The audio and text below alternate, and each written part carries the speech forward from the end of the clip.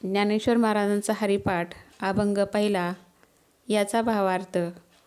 देवाचे द्वारी उभा क्षणभरी, तेने मुक्तिचारी साधी येल्या. हरिमुखे म्हणा हरिमुखे म्हणा, पुण्याची गणना कोण करी. असोनी संसारी जिवे वेगू करी, वेदशास्त्र उभारी बाह्या सदा. ज्ञानदेव म्हणे व्यासाची आखुना, द्वारकेचा राणा पांडवा घरी. या अभंगाचा भावार्थ आहे. देवाच्या द्वारात उभे राहून मुखाने तुम्ही सतत हरी हरी म्हणा. संसारात राहून नामाचा उच्चार जिभेला वेग देऊन करा. म्हणजे ज्ञानेश्वर महाराज व्यासांचे प्रमाण देऊन सांगतात की तुम्हाला चारी मुक्ती साध्य होतील, अगणित पुण्याची प्राप्ती होईल. वेदशास्त्रे हात उभारून आशीर्वाद देऊ लागतील व द्वारकेचा राणा भगवान श्रीकृष्ण ज्याप्रमाणे पांडवाच्या घरी त्यांचा सांभाळ करण्यासाठी नित्य राबले, त्याप्रमाणे परमात्मा तुमच्या घरी तुमचा योगक्षम वाहण्यासाठी सदैव वास करील. देवाच्या दारी उभा क्षणभरी, तेने मुक्तिचारी साधी येल्या. देवाची रूपे तीन आहेत. एक त्याचे निर्गुण स्वरूप, दुसरे त्याचे सगुण रूप व तिसरे त्याचे साकार रूप. देवाचे निर्गुण स्वरूप हे जीवाला सर्वथैव अगम्य आहे. परब्रह्माच्या निर्गुण स्वरूपाला गवसणी घालणे जीवाला केवळ अशक्य आहे. आईच्या अपार प्रेम स्वरूपाचा थांग लेकराला लागणे शक्य नाही, त्याप्रमाणे परमेश्वराचे अपरंपार निर्गुण स्वरूप जीवाला आकळता येणे शक्यच नाही. म्हणूनच वेद परब्रह्माच्या निर्गुण स्वरूपाच्या ठिकाणी मौनावाले व नेते नेती म्हणत मागे सरले. देवाचे निर्गुण स्वरूप तर राहू द्याच, पण त्याचे साकार रूपसुद्धा पूर्णपणे निहाळता येणे कठीण आहे. यासाठी गीतेतील 11वा अध्याय पहा. भगवंताने अर्जुनाला दिव्य दृष्टी देऊन सुद्धा त्याला देवाचे साकार रूप पाहता येणे अशक्य झाले व सरतेशेवटी त्याची बोबडीच वळण्याची वेळ आली. तात्पर्य. देवाचे निर्गुण स्वरूप जीवाला अगम्य आहे. देवाचे दुसरे रूप म्हणजे सगुण रूप, ते म्हणजे त्याचे सच्चिदानंद रूप, जे पूर्णतः आकारण्याच्या पलीकडे आहे, परंतु प्रतीतीला मात्र येते ते सगुण रूप होय. देवाचे सच्चिदानंद रूप जीवाच्या प्रतीतीला कुठल्या न कुठल्या तरी स्वरूपात येते आणि म्हणूनच ते सगुण आहे. सच्चिदानंद रूपाची 3 पदे आहेत, ती म्हणजे सत, चित आणि आनंद. सच्चिदानंद रूपाने परमात्मा सर्व विश्वात खेळून राहिलेला आहे. सत म्हणजे सत्य, सातत्य आणि सत्ता. तर परमात्मा सतरूपाने सर्वत्र आहे, तो नाही असे ठिकाणच नाही. तुका म्हणे विठो भरला सबाही, तया उने काही चराचरी. त्याचप्रमाणे त्याचे हे आहे पण आज आहे व उद्याही नाही असे नाही, तर ते सतत सातत्याने सर्व काळ आहे. शिवाय सत्तारूपाने तो पिंड व ब्रह्मांड नाचून राहिलेला आहे. एक देही भिन्न दावेल्या काळा, नाचूही पुतळा सूत्रधारी. किंवा तुझे या सत्तेने वेदांशी बोलणे, सूर्याशी चालणे, तुझ्या सत्ते ऐसा तू समर्थ ब्रह्मांडाचा स्वामी, वर्म हे जाणून शरण आलो. आता आपण चित्त म्हणजे काय ते पाहू. चितरूपाने परमात्मा सर्व ठिकाणी नटून राहिलेला आहे. चित्त म्हणजे ज्ञान. या ज्ञानाचा हात जगातील सर्व वस्तूंना व पदार्थांना लागलेला आहे. विश्वात दिसणारी विविधता व त्याचे ठाई आढळून येणारी कुशलता ही चित्पदाचेच दर्शन आहे. अनंत रूपे अनंत वेशे देखिले म्या त्याशी, बाप रुक्मा देवीवरू खून बाणली ऐशी. आपले एकत्व न मांडता अनेक होण्याची देवाची जी लीला, तीच या ज्ञानसत्तेची कला होय. त्याचप्रमाणे नाना प्रकारच्या विद्या आणि कला हे सर्व या ज्ञानाचेच आविष्कार होत. अज्ञान, विज्ञान व प्रज्ञान ही तिन्ही या मूळ ज्ञानाचीच रूपे होत आहे. आणि म्हणूनच तुकाराम महाराजांनी या ज्ञानसत्तेचे मोठे गोड वर्णन केले आहे. ते म्हणतात, तुका म्हणे ज्ञान विठ्ठलची पूर्ण, सर्व अनुरेणू वागवित. किंवा तुका म्हणे ज्ञान तोची नारायण, जानती सज्ञान गुरुपुत्र. किंवा अनुरेणू पाती ब्रह्मांडाच्या कोटी, ज्ञानाच्या पोटी दिसे जया. तिसरे पद म्हणजे आनंद. या आनंदरूपाने सुद्धा सर्व ब्रह्मांड व्यापलेलं आहे. निसर्गाचे सौंदर्य, प्राण्यात व माणसात दिसून येणारे प्रेम, वनस्पतीच्या ठिकाणी आढळून येणारी टवटवी, त्याचप्रमाणे सतेजता, सुख, शांती, समाधान, उत्साह, हास्य हे सर्व या आनंदपदाचेच दर्शन होय. परंतु या ठिकाणी एक गोष्ट मात्र लक्षात ठेवली पाहिजे की समजुतीसाठी जरी आपण 3 पदांचा वेगवेगळा विचार केला तरी प्रत्यक्षात ही 3 पदे वेगळाली नाहीत. इतकेच नव्हे तर त्यांना वेगळे करता येणे शक्य नाही. सत, चित व आनंद मिळून सच्चिदानंद हे देवाचे सगुण रूप आहे. सच्चिदानंद रूपाने तो जसा ब्रह्मांडात आहे तसा पिंडात सुद्धा आहे. मी आहे व मी नेहमीच असणार असे जे जीवाला वाटते त्याचे कारण तो सद्रूप आहे. म्हणून तो चिद्रूप आहे. म्हणूनच त्याचे सर्व व्यवहार ज्ञानसत्तेवर चाललेले आहेत. त्याचप्रमाणे तो आनंदरूप आहे, त्यामुळेच आनंदावर त्याचे प्रेम आहे. आनंदाशिवाय दुसरे त्याला काहीच नको असते. देवाचे तिसरे रूप म्हणजे साकार रूप आहे. स्वतः निराकार असूनसुद्धा अनंत आकार घेण्याचे सामर्थ्य त्याचे ठिकाणी आहे. स्वतःच्या आवडीसाठी तो स्वतःच्याच ठिकाणी जग रूपाने प्रसवतो किंवा भक्तासाठी व्यक्तिरूपाने साकार होतो. आपुलीचा आवडी धरुनी खेळिया, आप आपणा ते व्याला रे, मज निराकारा आकाराशी येणे, भक्तांचे ते ऋण फेडावया. म्हणूनच पहिल्या चरणात देव या शब्दांनी त्याच्या सच्चिदानंद सगुण रूपाचा उल्लेख केला, तर द्वारकेचा राणा या शब्दांनी त्याच्या साकार रूपाचा निर्देश झाला. वर जे विवरण केले त्यावरून असे दिसून येईल की ज्याला आपण देव असे म्हणतो तो जीवाच्या अपेक्षेत फक्त दोनच प्रकाराने असतो. एक त्याचे सच्चिदानंद सगुण रूप व दुसरे त्याचे साकार रूप. देवाची ही दोन्ही रूपे जरी गोड असली तरी त्याचे पहिले रूप शाश्वत असून दुसरे रूप अशाश्वत आहे. म्हणजे जे साकार रूप दृष्टीसमोर कायमचे टिकणारे नसते आणि म्हणूनच जीवाला सच्चिदानंद रूपाचाच कळत किंवा नकळत ध्यास लागलेला असतो. याचा अर्थ असा की प्रत्येक जीवाला आपण अमर व्हावे, ज्ञानी व्हावे, अखंड आनंदात असावे असे वाटते. या देवाच्या सच्चिदानंद रूपाचा साक्षात्कार व्हावा, त्याचा प्रत्यक्ष अनुभव व्हावा आणि अशी तळमळ प्रत्येकाच्या ठिकाणी कुठल्या ना कुठल्या तरी स्वरूपात असते. परंतु काय केले असता हा अमृतानुभव प्राप्त होईल हे संत कृपेशिवाय समजत नाही. ज्ञानेश्वर महाराज साधकाला सांगतात, तुला जर हा अमृतानुभव पाहिजे असेल, म्हणजेच देवाची प्राप्ती व्हावी असे वाटत असेल, तर त्याच्या द्वारात क्षणभरी उभे राहून मुखाने हरी हरी म्हण. आता देवाचे द्वार म्हणजे काय ते पाहू. देवाचे द्वार म्हणजे देवाची श्रद्धा होय. प्रपंचात आणि परमार्थात श्रद्धेला फार महत्त्व आहे. या श्रद्धेशिवाय प्रपंचसुद्धा सुखाचा होणार नाही. मग परमार्थाबद्दल तर बोलणेच नको. सूक्ष्मदृष्टीने पाहिल्यास प्रपंचातील बहुतेक सर्व गोष्टी आपण श्रद्धेनेच करत असतो. उद्या मी जगणार या श्रद्धेवरच तो आज काम करत असतो. डॉक्टराचे औषध घेऊन मी बरा होईल या श्रद्धेवरच तो औषध घेत असतो. नाहीतर हे कडू औषध सुखासुखी कोण घेईल व त्यासाठी पाण्यासारखा पैसा तरी कोण खर्च करेल. परंतु उद्या जगणार अशी श्रद्धा असलेले उद्या मरत नाहीत असे नाही, किंवा औषध घेऊन आपण बरे होऊ अशी श्रद्धा ठेवून औषध घेणारे मरत नाहीत असे थोडेच आहे. परंतु गंमत अशी आहे की प्रपंचात मुकाट्याने श्रद्धा ठेवणारे लोक परमार्थात मात्र श्रद्धा ठेवण्यास तयार नसतात. ते म्हणतात, आम्ही आंधळ्या श्रद्धेचा कधीच स्वीकार करणार नाही. परंतु श्रद्धा ही नेहमीच आंधळी असते व त्या आंधळ्या श्रद्धेवर संसारातील सर्व व्यवहार चाललेले असतात. हे त्यांना सांगावायचे कोणी? प्रपंचात ज्याप्रमाणे श्रद्धेची आवश्यकता आहे त्याचप्रमाणे परमार्थातसुद्धा श्रद्धा ही अत्यंत आवश्यक आहे. श्रद्धेशिवाय देवाची प्राप्ती म्हणजे सच्चिदानंद स्वरूपाची प्रचिती साधकाला होणे शक्यच नाही. ही आत्मानुभूती साधकाला भक्तिमार्गात केवळ भगवंताच्या कृपेने होते व ही भगवत कृपा भगवन नामानेच होते. म्हणून भगवंत आहे व त्याची कृपा होते व त्याच्या कृपा प्रसादाने सच्चिदानंद स्वरूपाचा अनुभव होतो अशी श्रद्धा असणे अत्यंत जरुरीचे आहे. कारण या श्रद्धेच्या द्वारातून भगवंताच्या चरणापर्यंत साधकाला जायचे असते. व्यवहारात सुद्धा जर एखाद्याच्या घरी जाऊन त्याला भेटायचे असल्यास आपल्याला प्रथम त्याच्या दारात उभे राहून नंतर त्याला दाराची कडी वाजून हाक मारावी लागते व दार उघडले गेल्यावर मग आपल्या घरात प्रवेश होतो. त्याचप्रमाणे परमार्थात सुद्धा प्रथम देवाच्या दारात उभे राहावे लागते, म्हणजेच त्याच्याबद्दल अंतःकरणात श्रद्धा असावी लागते. नंतर या दारात उभे राहून देवाला त्याच्याच नावाने तो ओ म्हणेपर्यंत सतत हाक मारावी लागते व देवाचे दार उघडले म्हणजेच त्याची कृपा झाली तर त्याच्या चरणापर्यंत प्रवेश मिळतो. त्याच्या सच्चिदानंद स्वरूपाचा साक्षात्कार होतो.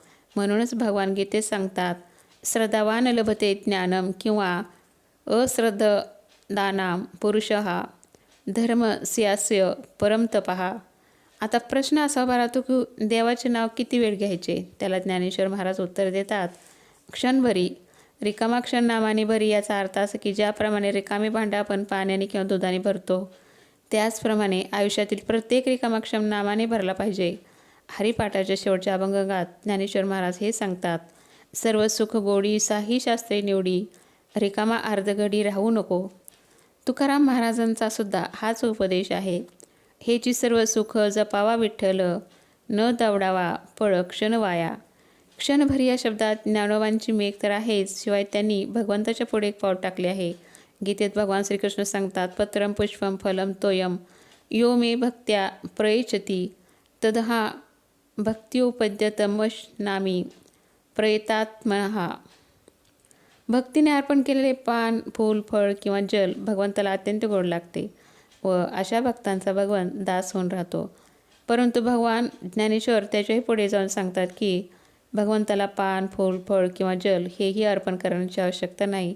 तुमच्या आयुष्यातील जे रिकामे क्षण आहेत तेवढे जरी तुम्ही नामाने भरून भगवंताला अर्पण केले तरीसुद्धा तो नामधारकाचा दास होऊन राहतो. श्री समर्थ रामदास स्वामींनी सुद्धा एके ठिकाणी हेच सांगितले आहे. काहीच न करोनी प्राणी रामनाम वदेवानी, त्याने संतुष्ट चक्रपाणी भक्ता लागे सांभाळी.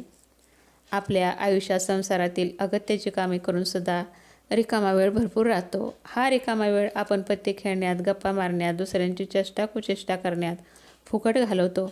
परंतु असे न करता आयुष्यात मिळणारा एकही रिकामा क्षण नाम घेतल्याशिवाय जाऊच द्यायचा नाही.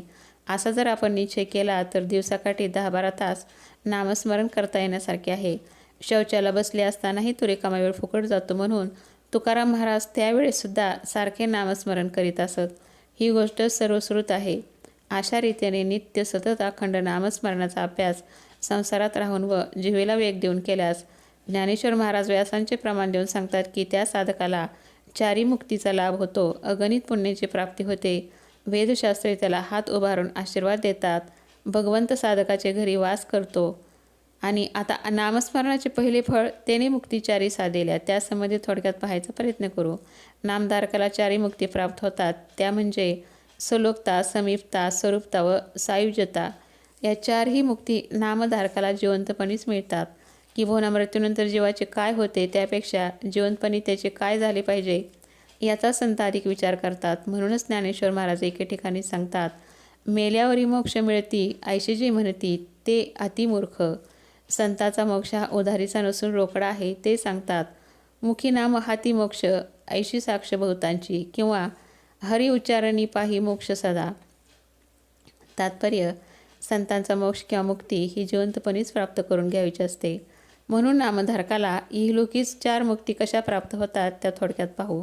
भगवंताला भगवन्नाम अत्यंत प्रिय आहे व ज्या ठिकाणी नामाचे संकीर्तन, गायन किंवा भजन प्रेमाने चालते त्या ठिकाणी तो निश्चितपणे उपस्थित असतो. नाहम वसामी वैकुंठे योगिना हृदयरो मदभक्ता यत्र गायंती तत्र तिष्ठामी नारद, किंवा माझे भक्त गाती जेथे नारदा मी उभा तेथे. म्हणून ज्या ठिकाणी नाम त्या ठिकाणी राम व ज्या ठिकाणी राम ते वैकुंठधाम होय.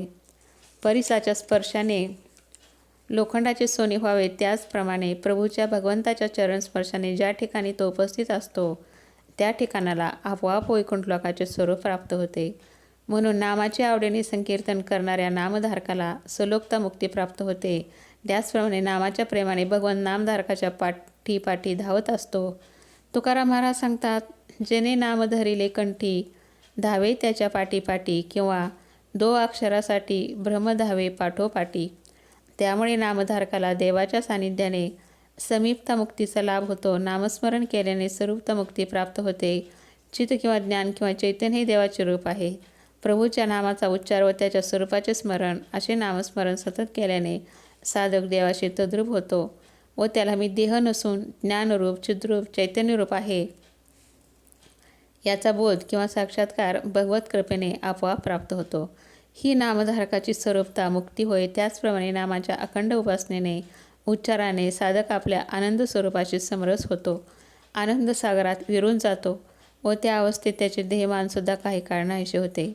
ब्रह्मानंदी लागली टाळी कोण देहाते सांभाळी, ही त्याची सायुज्यता मुक्ती होय. याही अवस्थेच्या पलीकडे नामधारक जातो व त्याला श्रेष्ठ अशी स्थिती प्राप्त होते, ती म्हणजे मुक्तीवरील भक्ती होय. या स्थितीत नामधारक भगवंताचे प्रेमसुख अखंड भोगीत असतो. या स्थितीचे वर्णन दुसऱ्या अभंगात केले आहे. तात्पर्य, नामधारकाला मुखाने हरी म्हणण्याने चारी मुक्ती प्राप्त होतात. त्याचप्रमाणे त्याला अगणित पुण्याची प्राप्ती होते. पुण्याची गणना कोण करी? पुण्य मिळावे म्हणून लोक नाना प्रकारच्या खटपटी करतात. यज्ञयाग, दान धर्म, तीर्थयात्रा, व्रत वैकल्ये, उपास तापास आदी सर्व गोष्टी पुण्याच्या प्राप्तीसाठीच केल्या जातात. परंतु यात मुख्य अडचण अशी आहे की या सर्व गोष्टी करवायस एकतर पुरेसा वेळ, जरुरी इतका पैसा व कणखर ध्येय नसतो व हे सर्व असले तरी ते यथासांग घडेलच असे नाही. आणि जरी तसे घडले तरी त्याने पुण्य प्राप्त होते ते पापात्मक पुण्य असते. याचे कारण असे की हे सर्व करण्यात देवाची भक्ती प्रधान नसते तर भोगाची आसक्ती असते. पुण्याच्या जोरावर देवतांना प्रसन्न करून सर्व मनोरथ सिद्धीस नेणे व मृत्यूनंतर स्वर्गलोक प्राप्त करून घेणे ही आसक्ती त्या सर्व कर्मात असल्यामुळे त्यांनी जे पुण्य प्राप्त होते ते पापात्मक पुण्य असते. शिवाय या पुण्याच्या प्राप्तीने भोगासक्ती कमी न होता ती वाढत्या प्रमाणात राहते. याच्या उलट नामाने जे पुण्य प्राप्त होते ते शुद्ध पुण्य होय. भगवान चरण प्राप्त करून देण्याचे सामर्थ्य या पुण्यात असते. ज्ञानेश्वर महाराज सांगतात, स्वर्गा पुण्यात्मके पापे येईजे, पापात्मके पापे नरका जाईजे, मग मती जेणे पाविजे ते शुद्ध पुण्य. नामाच्या संकीर्तनाने हे पुण्य साधकाला मिळते असे श्री निवृत्तीनाथ सांगतात. नित्य नाम वाचे तोची एक धन्य, त्याचे शुद्ध पुण्य ये जनी. याचे कारण असे की नाम घेणाऱ्या साधकाला प्राप्ती होणे व त्यायोगे त्याची विषय वासना शांत होऊन त्याला आपोआप निष्कामता येते. ही निष्कामता प्राप्त झाल्यानंतर भगवत प्रेमात जे नामस्मरण घडते त्याने साधकाला शुद्ध पुण्याची जोड होते की जिच्यामुळे भगवंत त्याला संपूर्ण वश होतं. म्हणून ज्ञानेश्वर महाराज कळकळीने सांगतात की पुण्याच्या प्राप्तीसाठी इतर प्रकारची व्यर्थ धडपड करण्यापेक्षा तू मुखाने नुसते हरिनाम घे, म्हणजे तुला अगणित पुण्याची प्राप्ती होईल. नंतर नामस्मरणाचे तिसरे फळ सांगितले आहे, ते म्हणजे वेदशास्त्र उभारी भाया सदा. नाम घेणारे सर्वश्रेष्ठ, परंतु संसारात राहून संसारातील सर्व तऱ्हेच्या आपत्तींना आणि विपत्तींना तोंड देऊन व आपले उद्योगधंदे सांभाळून जे नित्य नामस्मरण करतात ते सर्वश्रेष्ठ होत. संसार टाकून नामस्मरण करण्यात काही विशेष नाही, परंतु संसारात राहून सर्व काळ नामाचा छंद घेणारा धन्य होय. आणि म्हणूनच अशा नामधारकाला वेदशास्त्रे बाह्या उभारून हात वर करून आशीर्वाद देतात, त्याची पाठ थोपाटतात. बरोबरच आहे. जर एखाद्याने आपल्याला आपल्याच हिताची गोष्ट सांगितली व त्याप्रमाणे आपण वागलो तर त्यात आपले हित तर होतेच, पण सांगणाऱ्याला सुद्धा समाधान वाटते. त्याचप्रमाणे वेदशास्त्र सर्वांना नामस्मरण करण्याचा उपदेश करतात. वेद अनंत बोलीला अर्थ इतुकाची साधीला, विठोबाशी शरण जावे, निजनिष्ठे नाम गावे, साही शास्त्रांचा विचार, अंती इतुलाची निर्धार, 18 पुराणी सिद्धांत, तुका म्हणे हाची हेत. त्यांच्या उपदेशाप्रमाणे एखादा मनुष्य संसारात राहून अखंड नामस्मरण करू लागला म्हणजे वेदमंत्राचे दृष्टे व शास्त्रांचे प्रणिते जे ऋषीमुनी त्यांना अत्यंत समाधान होते व ते नामधारकाला हात उभारून आशीर्वाद देतात. त्यांच्याच आशीर्वादाने नामधारकावर भगवंताची कृपा होऊन त्याला प्रतिभा ज्ञान प्राप्त होते. त्याच्या बुद्धीत प्रकाश पडतो व वेदशास्त्रात सांगितलेला बोध त्याच्या अंतःकरणात प्रकट होतो. म्हणूनच संत सांगतात, नामे होय ब्रह्मज्ञान, भुक्तिमुक्ती नामे जाण. किंवा विठ्ठल विठ्ठल नामाचा हा छंद, मन ते उद्बोध जडे पायी. किंवा शास्त्रांचे जे सार, वेदांची जो मूर्ती, तो आम्हा सांगाती प्राण सखा.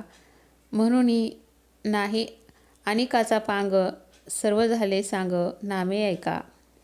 वेदांचे पठन करणारा वैदिक होईल व शास्त्रांचा अभ्यास करणारा शास्त्री होईल, परंतु तो वैष्णव होणार नाही हे निश्चित. वेदशास्त्रात सांगितलेला बोध ज्याच्या अंतःकरणात प्रकट होईल व जीवनात व्यक्त होईल तोच वैष्णव. तुकाराम महाराजांनी केवळ अखंड हरिनामाचा छंद घेतला. हरी तुझे नाम गाईन अखंड, याविन पाखंड नेणे दुजे. किंवा एक गावे आम्ही विठोबाचे नाम, अनेकांचे काम नाही आता.